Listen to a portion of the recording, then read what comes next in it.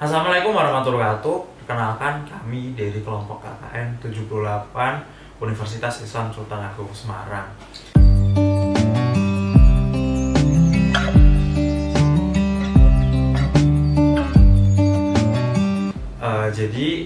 Di sini kami mengambil KKN di Desa Renyun Kidul, Kecamatan Gubuk, Kabupaten Grobogan. Di mana untuk pada KKN kali ini memiliki tema yaitu sehat dan sejahtera pasca COVID-19. Ini kami akan mengambil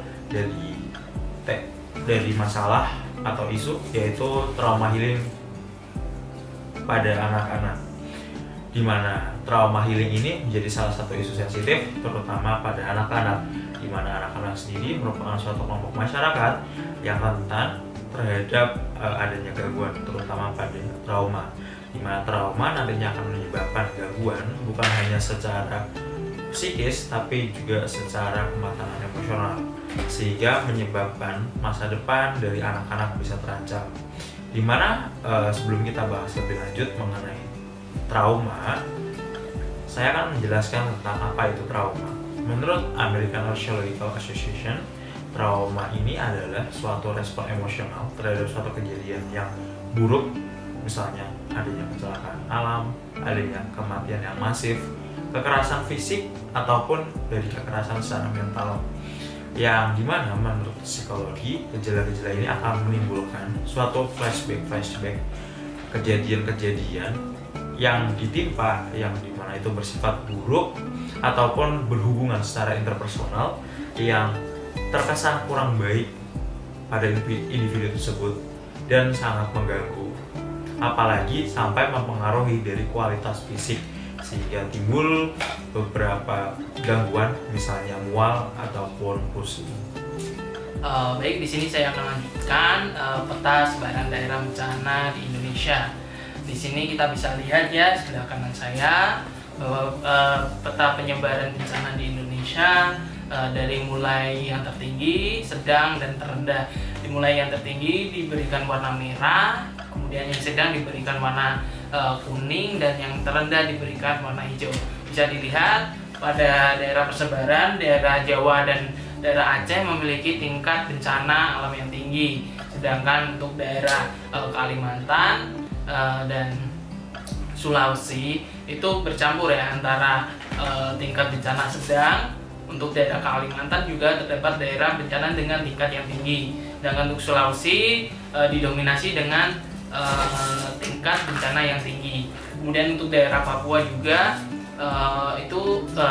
untuk tingkat bencananya cukup rendah ya. Di sini lebih banyak didominasi warna hijau, kemudian kuning, lalu ke merah yang paling sedikit. Kemudian untuk peta penyebaran bahaya banjir dan longsor bisa dilihat dari atas. Ini untuk penyebaran bahaya banjir, dan yang bawah adalah peta bahaya longsor, di mana banjir ini bisa menyerang pada 48 kabupaten atau kota yang berada di daerah bahaya yang sedang hingga tinggi, dengan jumlah penduduk terpapar dari bahaya sedang tinggi sebanyak 30 juta jiwa. Kemudian untuk longsor itu terdapat 441 kabupaten atau kota yang berada di daerah bahaya sedang hingga tinggi, dengan jumlah penduduk terpapar dari bahaya yang sedang tinggi sebanyak beberapa juta ya. Baik, selanjutnya setelah kita tahu apa itu trauma dan bagaimana untuk persebarannya, di sini kita dapat melakukan beberapa kegiatan dukungan psikososial untuk anak korban bencana alam. Yang pertama kita harus lakukan adalah kita harus menangani dengan cara membiarkan anak-anak itu bercerita semuanya tentang rasa sakit, kesakitan dia ataupun apapun itu yang dia rasakan saat ini tanpa perlu kita tanyakan penyebabnya. Jadi untuk anak itu sendiri itu bisa kita biarkan untuk bercerita, dan juga sebaiknya kita jangan untuk melarang ataupun membentak saat si anak bercerita, dan mengajarkan untuk terbuka kepada kita sejak dini. Selanjutnya kita dapat melakukan terapi kepada anak seperti terapi emosional, terapi kognitif, dan juga hipoterapi. Terapi ini bertujuan agar membantu proses pertumbuhan dan juga kesehatan si mental si anak agar jauh menjadi lebih baik dari kemarin. Selanjutnya adalah memberi motivasi kepadanya agar kuat dan semakin semangat untuk melanjutkan hidupnya. Itu bisa dilakukan secara interpersonal maupun bisa secara berkelompok. Yaitu contohnya itu dengan menyemangati agar selalu bersyukur atas hidupnya yang telah diberikan oleh Tuhan Yang Maha Kuasa. Lalu juga selalu bersyukur atas semua kebaikan yang telah diberikan olehnya. Selanjutnya adalah kita juga harus menjaga pola hidup kita. Pola hidup anak-anak juga harus teratur, serta pola hidup semua korban bencana alam meliputi menjaga pola makan seperti makanan yang bergizi dan juga tidak berlebihan maupun kekurangan, pola tidur agar emosional kita tidak terganggu, dan kita tetap dalam keadaan yang baik karena saat itu juga mempengaruhi secara emosional maupun fisik.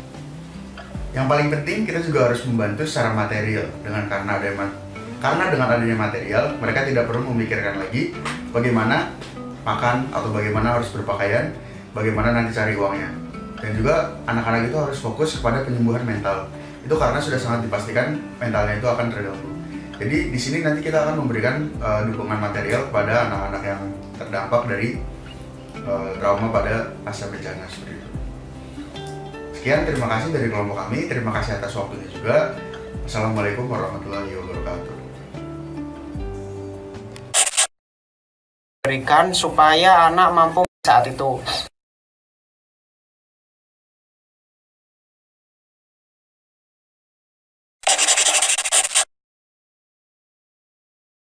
Terapi ini merupakan beberapa dari pendekatan konseling atau pendekatan teknik yang diintegrasikan supaya mampu diterapkan bagi kondisi anak-anak.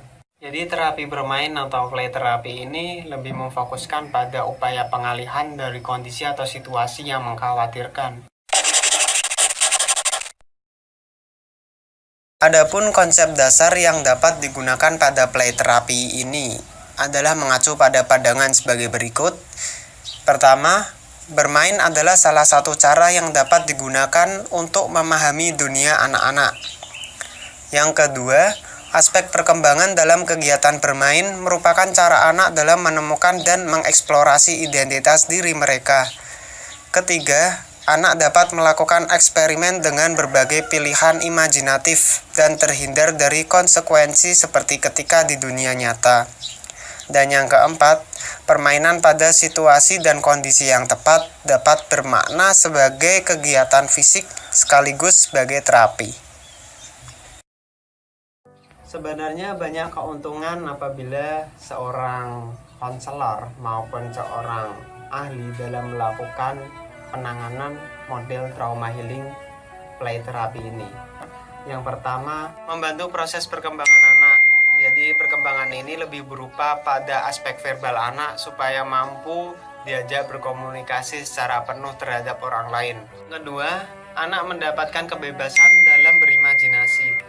Jadi berimajinasi ini lebih diberikan bagaimana upaya-upaya seorang ahli mampu memberikan kebebasan bagi anak untuk mengeksplorasi diri mereka melalui permainan-permainan yang ada seperti menggambar, kemudian permainan-permainan di outdoor, bermain seperti olahraga.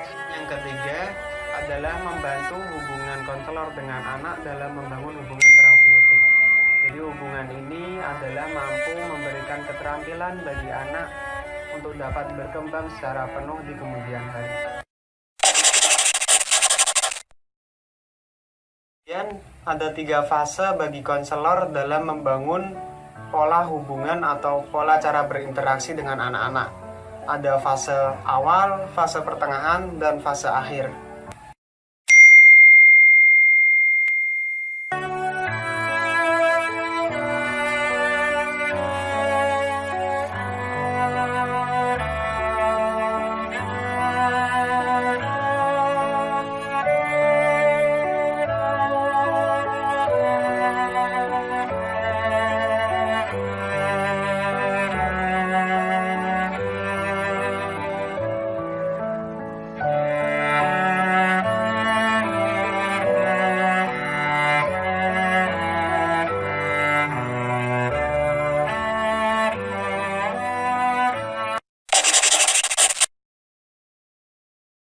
Adapun teknik yang dilakukan konselor dalam menangani atau proses trauma healing bagi anak-anak, yang pertama ada teknik relaksasi. Teknik relaksasi ini sebuah teknik awalan yang dimana konselor berusaha untuk membangun hubungan kehangatan bagi anak-anak. Jadi apabila anak-anak sudah mampu merasa nyaman dengan konselor, biasanya dia akan terbuka terhadap konselor untuk melakukan proses konseling secara lebih lanjut. Teknik mengekspresikan emosi untuk anak. Yang ketiga ada teknik rekreasional.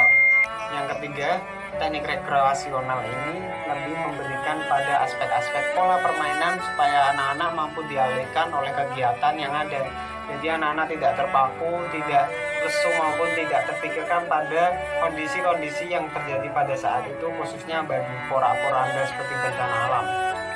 Dan yang keempat adalah teknik ekspresif seperti menulis dan menggambar dan sebagainya.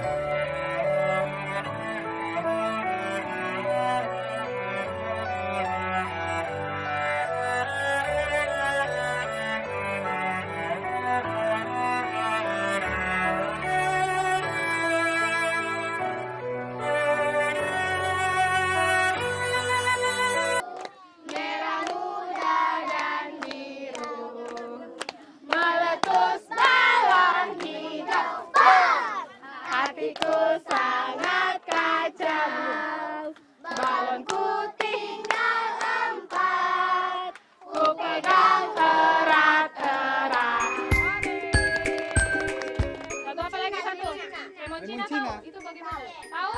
Saya nggak tahu lagu ini. Ajar ya. Saya selama hidup 30 tahun sebenarnya saya nggak tahu Lemon Cina. Mereka kayaknya tahu lagu ini. Gimana Ini tuh? coba saya mau dengar gimana lagunya. Dokter mau dengar? Lemon Cina, lemon apa di muka rumah? Lemon Cina, banyak buahnya. Siapa berani penentuannya? Melahirkan ibu dan bapak. Ibu bapak jangan marah kalau kami lambat. Ya, pemirsa Dokter Oz Indonesia, di pengungsian itu ternyata bukan hanya mengobati pasien atau memberikan edukasi pasien, dan ternyata ini salah satu hal penting ini karena memang ini adalah post traumatic syndrome sebenarnya, stres post traumatic syndrome. Jadi mereka membutuhkan healing untuk traumanya. Jadi dari tim bantuan medis ini memberikan trauma healing buat anak-anak dengan cara bernyanyi, bermain agar mereka bisa bangkit kembali.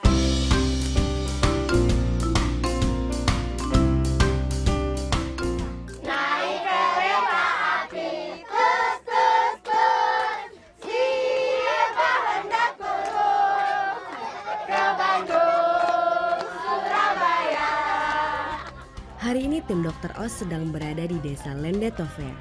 Kami bergabung dengan rekan-rekan dari tim bantuan medis Kalkaneus memberikan trauma healing pada anak-anak korban gempa di sini dengan bernyanyi bersama dan juga bermain.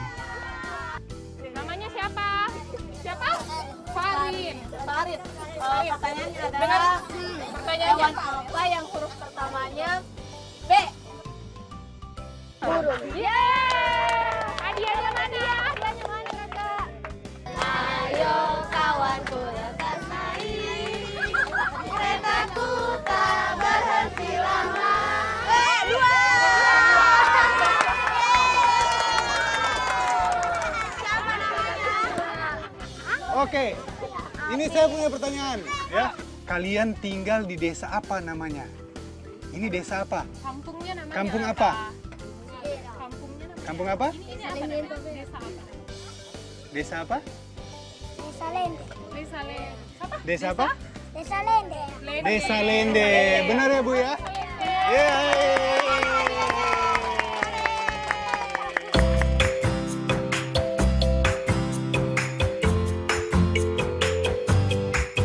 Selain bernyanyi dan bermain, trauma healing pada anak-anak bisa juga dilakukan dengan belajar. Tentu saja dengan materi yang tetap ringan dan menyenangkan seperti menggambar bersama ini. Setiap kelompok anak harus menggambar dan menceritakan hasil gambar mereka nantinya. Ini gambar apa? Bendera merah putih. Bendera merah putih. Terus ini ada pohon juga. Siapa yang gambar?